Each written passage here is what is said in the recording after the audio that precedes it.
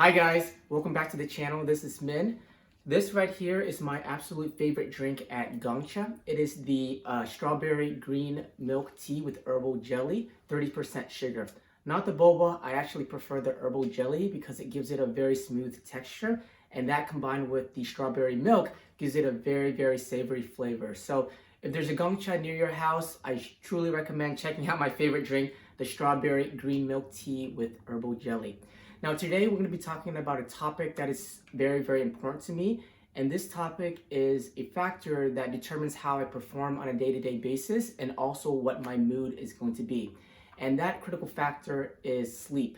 Now, growing up, I've always needed my 8 hours of sleep. If I get less than that, I notice that I'm a little bit more irritable, I may be a little bit more depressed, my thinking slows down, my processing slows down, I just don't perform well at all. But I've noticed that if I can get my 8 hours of sleep or more, or if I need to catch up on the weekend and get more hours than that, I've noticed that I'm a little bit more happy, I appreciate the little things, and my day just goes a lot smoother and I can perform a lot better. So that's what we're going to be talking about today. And this is not just me. A lot of the top performing athletes out there needed the recommended sleep. Kevin Durant, who's on the Brooklyn Nets right now, needs a solid 8 hours of sleep. Usain Bolt, the Olympic track running GOAT, sleeps 8 to 9 hours per night to recover from his training. Roger Federer, one of the best tennis players of all time, sleeps 10 hours at night and sleeps an additional 2 hours during the day for naps. And LeBron James, who needs no introduction, tries to get at least 8 hours of sleep per night. And as he said on the Tim Ferriss podcast, sleep is one of the best ways for your body to recover physically and emotionally to get back to 100% as possible. Now, there are some genetic freaks of nature out there who can function at a very high level with minimal sleep. Dwayne Johnson, The Rock, is said to only sleep 3 to 5 hours per night. Kevin Hart, only 5 hours. And Arnold Schwarzenegger, the former governor of California, bodybuilder, and movie star, only sleeps 6 hours per night. And as Arnold Schwarzenegger famously once said, sleep for 6 hours and work hard for the other 18 hours. And if you're the type of person who needs 8 to 9 hours of sleep, well then, quote, sleep faster. I'm not the type of person who can sleep faster, but if you're one of those people who can function at a very high level with minimal sleep, hats off to you. But most of us, I think, need a little bit more sleep from that. And that's what we're going to be talking about to optimize your sleeping regimen. You need both quantity of sleep, that's the duration, and quality of sleep. This is the number of hours that you are in quality REM sleep and how many times you are woken up unnecessarily, called brief arousals. You can be woken up unnecessarily due to sleep apnea, waking up to pee, or spontaneous disturbance in the environment.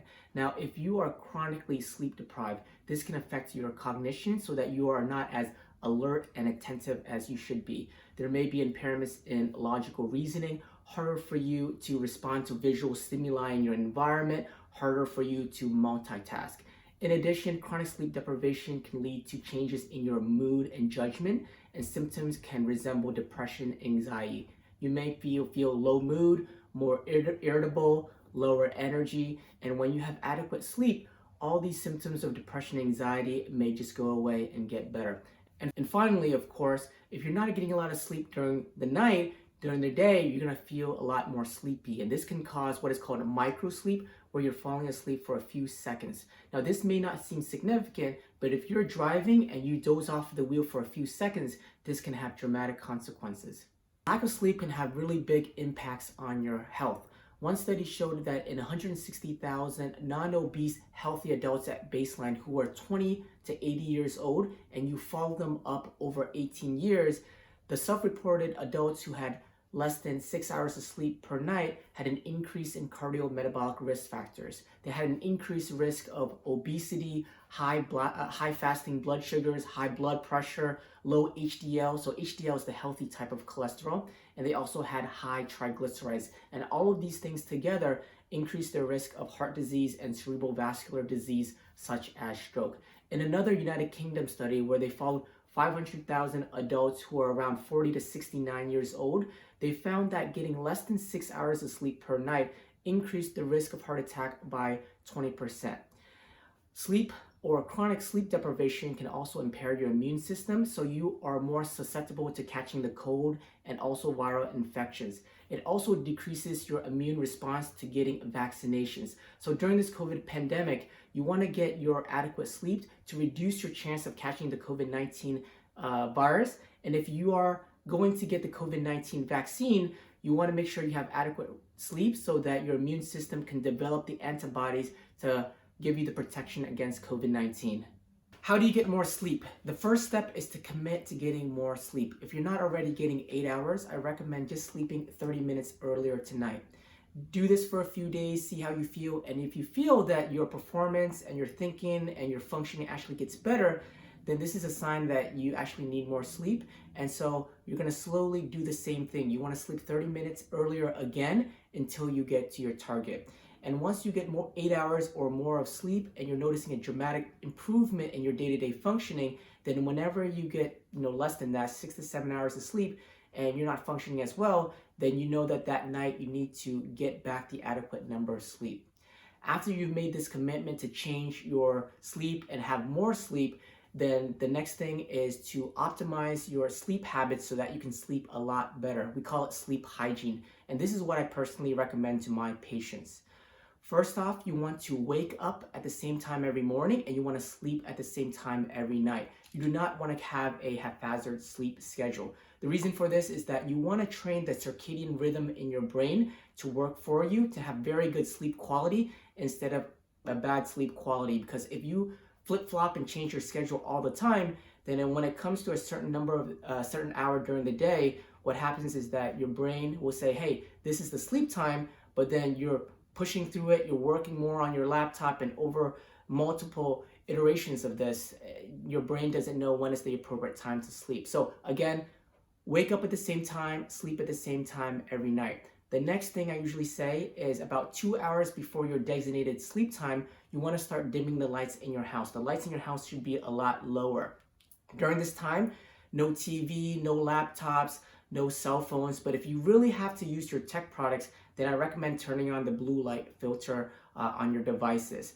During this time, you can eat a light dinner, you can listen to music, you can read a book, but make sure the book is not too stimulating. When it's time for you to go to bed, make sure that your environment is optimized for you. So environment is super important.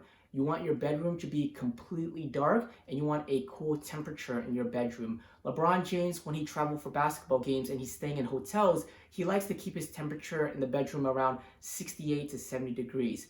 Your room should be completely dark. You don't want any of the blinking notifications from your phone, no night lights. Just make sure it's completely dark, and that's gonna help the environment of sleep. Go to bed around that time. If you can't fall asleep within about 30 minutes or an hour, we actually want you to get out of bed and do something else. You can write on a piece of paper, unload your thoughts there. You can read a light book. The reason for this is you want to associate your bed with sleep, not ruminating or overthinking. So your bed is exclusively for sleep. If you're overthinking a lot, you want to get out of bed and do something else. Also, for people who have a hard time sleeping, like you get to bed and your thoughts are racing, you're the type of person who just worries a lot and just overthinking about the events of the day, we recommend before you go to bed, you're gonna go ahead and write in a journal. Unload all your thoughts, your anxiety, your fears, your to-do list. If you have a lot of things to do the next day, write it all down on a piece of paper. And once you completely do all of that, then go to bed. And this is very helpful to have a better sleep quality. Now, if you get out of the bed in the middle of the night to write down on a piece of paper or unload your thoughts, of course, we still recommend that you wake up at the same time that morning. You're gonna feel a lot more sleepy than normal because you got out of bed and you had less sleep, but still try very hard to wake up at the same time. During that day, do not take any naps at all. No coffee after 12 p.m. And the following day, continue to do the same exact procedure that you just did. So same thing that you would do. So 2 hours before sleep, you want to start dimming the lights and completely do the same routine again. Doing this for a few days will start to align the quality and the duration of your sleep so that you're going to sleep a lot better. Here are a few additional tips. Your bed should only be for sleep. You should not read in bed. You should not use your cell phone. You should not use your laptop for work. You want to associate your bed exclusively for sleep. Do not exercise 1 hour before sleep, but you should exercise during the day because this can actually improve your sleep quality. The last thing is I recommend a concoction that can work for you in terms of having better sleep quality. What I recommend for some of my patients is that you can mix 1 tablespoon of raw honey with 2 tablespoons of lemon juice in warm water, and you drink it right before sleep. As an alternative to lemon juice, you can actually use 1 tablespoon of raw honey with 2 tablespoons of apple cider vinegar. You can use the Bragg organic apple cider vinegar. You mix a little bit of that with a little bit of warm water. You drink it right before sleep, and do this for a few days, and you'll notice that your sleep quality may be significantly improved. So try that for a few days and let me know if it works for you. Remember, prioritize your sleep and your performance will skyrocket. Try the sleep hygiene techniques that I mentioned and let me know if it works for you. That's all I have for today. If you like this video and found it helpful, please click the like and subscribe button. I'm new to YouTube and my goal is to help as many people as possible. And by clicking the like and subscribe button, it can help push the video out to more viewers. Thank you so much, and I'll catch you on the next video. Bye.